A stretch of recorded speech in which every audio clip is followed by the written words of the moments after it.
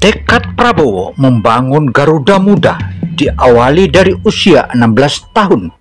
Karena itu, persepak bolaan Indonesia ketika U16 ini 3 tahun mendatang, mereka akan menjadi para champion-champion dan juara dunia. Dan nama Indonesia tentu saja akan harum. Karena itu Prabowo bukan saja mengharumkan di bidang militer, melainkan juga membangun bidang olahraga, terutama persepak bolaan Nusantara Indonesia.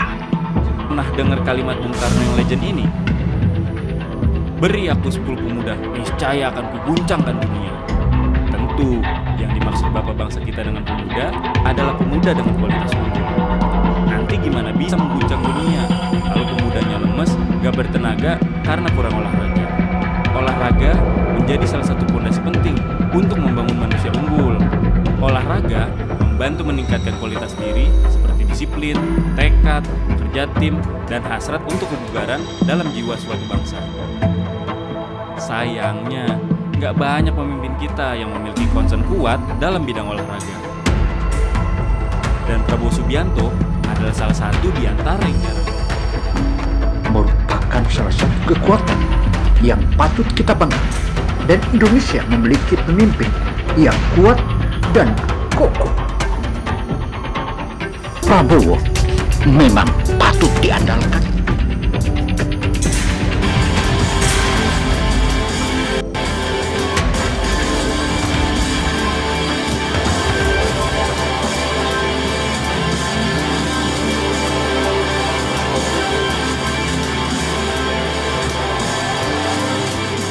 Saudara, eksistensi Prabowo. Assalamualaikum warahmatullahi wabarakatuh. Opini Genet Television Indonesia memaparkan bagaimana sepak terjang Prabowo. Dia bukan hanya piawai dalam militer, tetapi juga sebagai pakar ekonomi dan intelektual. Mari kita saksikan. Patut kita andalkan, karena di samping dia memiliki ilmu, segudang ilmu dan militer, juga memiliki ilmu. Prabowo bukan hanya menaikkan status militer hingga ranking 13 dunia, melainkan Prabowo juga membangun salah satu perguruan tinggi atau Akademi Persepak Bolaan Nusantara. Akademi Persepak Bolaan Nusantara itulah yang melahirkan bibit-bibit unggul. Ia merekrutnya mulai dari umur 16 tahun. Bahkan dalam uji cobanya kemarin, dalam kelas usia 16 tahun, yang diberi hadiah yang juara satu sebagai dalam pertandingan itu dihadiahi 1 miliar. Bahkan yang menjadi juara satu itulah dikirim ke salah satu negara di Timur Tengah, tepatnya di Qatar.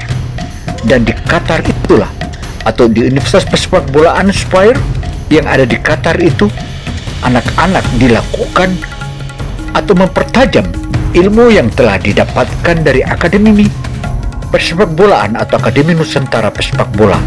Dan usia 16 tahun ini ya, yang menjadi bibit-bibit unggul yang kelak ke depan akan menjadi salah satu utusan bangsa Indonesia. Dan diyakini oleh Prabowo saat ini umur 16 tahun, tetapi ke depannya begitu 18 maka akan masuk ke juara dunia. Kita harus punya tim yang masuk Piala Dunia, saudara sekalian. Kita undang kalian ke sini. Kita ingin cari bibit-bibit pemain. Saudara sekarang umurnya 15-16 tahun. 3 tahun lagi 18 tahun. 3 tahun kita harus punya tim di Piala Dunia yang akan datang. Saudara, apa yang telah diperlakukan atau yang telah ditegaskan oleh Prabowo itu, tentu saja fakta-faktanya sudah kita lihat. Bahkan anak-anak kita yang usianya 16 tahun kini sudah mulai mengguncang dunia. Terakhir kali mereka mengalahkan tim dari Argentina dan Brazil. Tim yang masuk Piala Dunia, saudara sekalian. Kita undang kalian ke sini. Kita ingin cari bibit-bibit pemain. Saudara sekarang umurnya 15-16 tahun. 3 tahun lagi 18 tahun. 3 tahun kita harus punya tim di Piala Dunia. Saudara, ungkapan Prabowo itu bukanlah isapan jempol. Bahkan saat ini berbagai pemimpin negara sudah mengundang Prabowo ke negerinya untuk berkunjung. Begitu pula Raja Abdullah II yang tak lain adalah sahabat kecilnya atau sahabatnya di saat militer, serta Presiden Uni Emirat Arab Muhammad bin MBS juga mengundang Prabowo untuk berkunjung ke negerinya. Dan di sanalah sikap Prabowo saat memimpin para negara ini tak ubahnya sebagai sikap seorang yang sangat-sangat santun dan sangat berwibawa. Dan apa yang telah dikatakan oleh sejumlah pemimpin, ia begitu serius, bahkan dengan Zelensky pun dia mampu membuat sebuah keputusan, dan keputusan itu merupakan salah satu keputusan yang bijak, hingga Zelensky pun geleng-geleng kepala bahwa Prabowo belum saja menjadi presiden, tapi dia sudah dipercaya oleh berbagai macam negara, hingga negara-negara tersebut sampai saatnya sangat begitu segan dengan Prabowo.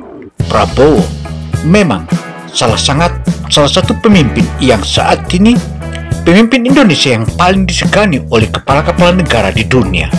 Bukti itulah bukanlah sembarangan. Bahkan sikap Prabowo juga bisa diangkat atau bisa dikatakan bahwa Prabowo salah satu pembicara yang sangat-sangat diperhitungkan oleh berbagai negara. Bahkan keputusan-keputusan Prabowo itu merupakan salah satu keputusan yang sangat-sangat spektakuler dan signifikan. Prabowo, berbagai macam pujian dari kepala-kepala negara mulai bermunculan, bahkan ucapan selamat dari berbagai negara ketika ia menangkan pemilihan dari 3 paslon atau 3 pasangan calon presiden itu. Prabowo menunjukkan bahwa dia memiliki salah satu nilai atau salah satu paslon pilpres yang sangat-sangat unggul, sehingga berbagai negara saat ini betul-betul sangat-sangat kagum dengan Prabowo. Bahkan ironinya, salah satunya pemimpin negara di Indonesia yang begitu akrab dengan berbagai pemimpin di dunia, seakan-akan pemimpin-pemimpin di dunia itu adalah merupakan sahabat dan kawan lamanya. Karena tanpa beban Prabowo, dia fasih berbagai bahasa, bukan saja bahasa Inggris saja, melainkan bahasa-bahasa lain pun Prabowo dia menguasainya. Hal inilah yang membuat Prabowo tampak sekali akrab dengan semua pemimpin negara di berbagai belahan dunia, mulai dari tingkat Asia hingga ke belahan Eropa, Amerika, demikian pula Eropa Timur. Pemimpin Rusia bahkan menyebutkan bahwa Prabowo adalah salah satu pemimpin yang betul-betul akan menjadikan Indonesia menjadi negara maju. Hal inilah yang bukan merupakan isapan jempolan saja, karena itu bagi siapa saja yang ada di negeri kita yang masih nyinyir dengan Prabowo, tentu saja itu adalah seseorang politisi atau politikus yang patut untuk kita lawan, dan kita lawan rame-rame. Karena Prabowo bukanlah pemimpin yang sembarangan, bahkan sebelumnya diberi nilai 11 oleh 2 paslon lainnya, dan itu adalah merupakan pelecehan.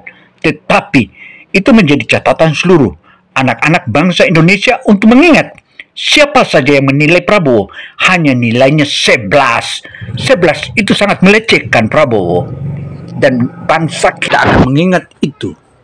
Prabowo, ia adalah seorang lelaki yang pemikirannya jauh melampaui zaman. Artinya, hal inilah bukanlah sembarangan, karena setiap pemimpin itu memiliki jejak sejarah yang unik, dan salah satunya adalah Prabowo dalam perjalanan panjang menjadi seorang pemimpin atau presiden hingga terpilihnya itu tentu merupakan salah satu wujud nyata dari watak ikut dibentuknya oleh sejarah keluarganya, sang pemimpin. Prabowo Subianto adalah salah satunya pemimpin yang menjadi jejak sejarah Prabowo banyak dipengaruhi oleh jejak sejarah keluarganya, dan sejarah itu terutama akan kita buktikan dan terbukti kepiawaian dan pemikir-pemikirnya. Prabowo itu dapat kita buktikan di berbagai media, bahkan dia adalah salah seorang cendekia yang saat ini sudah menunjukkan catatan-catatannya, bahkan tulisannya dimuat oleh media nasional maupun media asing. Ini dan kokoh. Prabowo memang patut diandalkan.